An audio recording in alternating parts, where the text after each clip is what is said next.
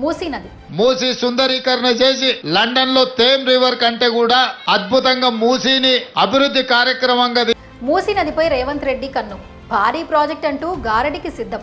మూసీ పరివాహక అభివృద్ధి కోసం 5 ఏళ్లలో 1,50,000 కోట్ల రూపాయలతోని సిద్ధం చేసి 1,000 కోట్ల నుంచి 1,00,000 కోట్ల ఖర్చే టార్గెట్. అభివృద్ధి మాటున కమిషన్ల స్కెచ్ కోసం మూసిన ప్రాజెక్ట్ వేదిక కాబోతుందా? అసలు రేవంత్ రెడ్డి వ్యూహం ఏంటి? ఇంత సడన్ గా మూసీ ప్రాజెక్టు అంటూ ప్రకటన ఎందుకు చేశారు? 6 గ్యారంటీలకే నిధులు లేవంటూ ఇప్పుడు ఇంత భారీ ప్రాజెక్టుకి నిధులు ఎలా వస్తున్నాయి? అసలు ఈ ప్రాజెక్టుతో ఏం జరగబోతోంది? ఒకప్పుడు హైదరాబాద్ ప్రజల దాహార్తిని నింపిన మూసీ నది నేడు మురికి కోపంగా మారింది. ఒక రకంగా చెప్పాలంటే హైదరాబాద్ నగరానికి పెద్ద డ్రైనేజీ కాలువగా మారింది. మూసీ నది శుద్ధి చేయడం అన్నది కష్టసాధ్యం కానప్పటికీ శుద్ధి చేసిన నదిలోకి మరలా నగర నివాసయోగ్యుల నుంచి డ్రైనేజీ నీరు చేరుతూ ఉన్నప్పుడు ఆ శుద్ధీకరణ ఉపయోగం ఏంటి?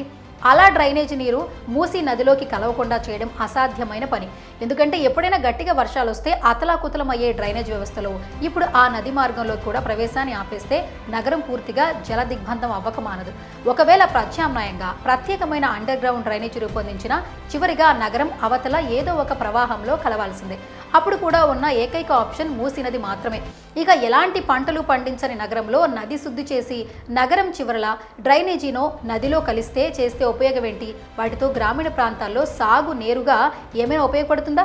అసలు ఇదంతా ఇప్పుడు మనం మాట్లాడుకోవాల్సి వచ్చిందంటే మన గుంపు మేస్ట్రీ, అదే మన ముఖ్యమంత్రి తాజాగా ఇది ఏదో అత్యవసరమైన ప్రాజెక్ట్ అన్నట్టుగా మూసీ సుందరీకరణ పేరిట రోజుకొక అంచనా వ్యయాన్ని ప్రకటిస్తుండడం అనేక అనుమానాలకు తావిస్తోంది. మొన్న మధ్య 50,000 కోట్ల ఖర్చుతో మూసీ ప్రాజెక్ట్ చేపడతామన్న రేవంత్ మాటలు మరువక ముందే కొద్ది రోజుల క్రితం మంత్రి జూపల్లి 75,000 కోట్లతో మూసీ రివర్ ఫ్రంట్ ప్రాజెక్ట్ చేపడతామంటూ ఆయన ఒక అంచనా వెల్లడించారు. తాజాగా మరోసారి దానిపై మాట్లాడిన రేవంత్ రెడ్డి ఏకంగా ఈసారి 1,50,000 కోట్లతో మూసీ ప్రాజెక్టుని చేపడుతున్నట్లు ప్రకటించి సంచలనం సృష్టించారు. ఇక్కడ మనం ఒకటి గమనించాలి. అప్పులు పాలైన రాష్ట్రంలో ఇచ్చిన 6 గ్యారంటీలను అమలు చేయడానికి నిధులు సర్దుబాటు కాక అధికారులు తలలు పట్టుకుంటున్నారు. ఇదే విషయం మంత్రులు కూడా చెప్తున్నారు.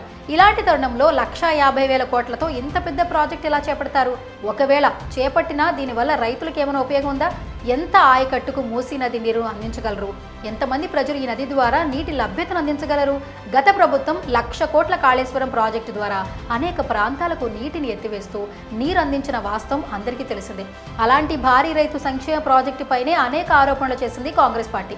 ముఖ్యంగా రేవంత్ రెడ్డి అయితే ఇది కాళేశ్వరం ప్రాజెక్టు కాదు, కమిషన్ల ప్రాజెక్ట్ అంటూ అప్పటి ప్రభుత్వంపై ఘాటైన విమర్శలే చేశాడు.